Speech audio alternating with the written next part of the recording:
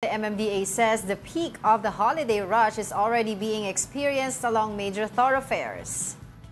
Around 470,000 vehicles are plying EDSA alone daily. This could further increase as more of the public to flock to shopping malls this week. To ease holiday traffic, the MMDA deployed additional personnel to manage traffic flow. It is also conducting regular clearing operations along Mabuhay lanes. Oh, yesterday we experienced that's from Commonwealth. Holiday rush. From Commonwealth all the way to here sa Mandaluyong.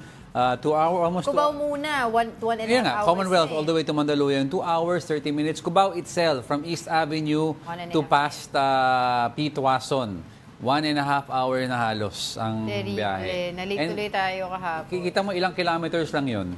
Di ba? I mean, roughly about a 3-kilometer drive sa Cubao. Yeah, because when we drive from our house to here sa Mandaluyong on a regular day kapag madaling araw, diba? 20-30 minutes we're here. Kasi that's only 24 kilometers. So in essence, if you're traveling 60 kilometers an hour, roughly about 30 to 35 minutes.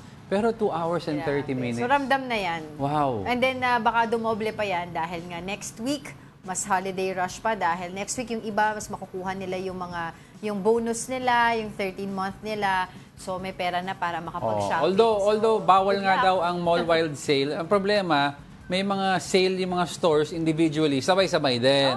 So yung mga tao... Tsaka yun nga yung sabay-sabay na halos magkakaroon sila ng pera or that's the only time that they have opportunity to shop. Sabay-sabay yan talaga. Tsaka yung mga ibang mga teenager naghihintay ng Christmas break. Yung Christmas break nila, tapos yung lalabasan na sila. Iba, may break na from work starting next week. Yes. O yan na. Asahan na lang natin yan. Magpasensya na lang tayo sa isa't isa. Total, it's Christmas. Tsaka wag magpatayan sa parking, ha? Kasi good vibes lang dapat ang Christmas, di ba? Relax lang tayo.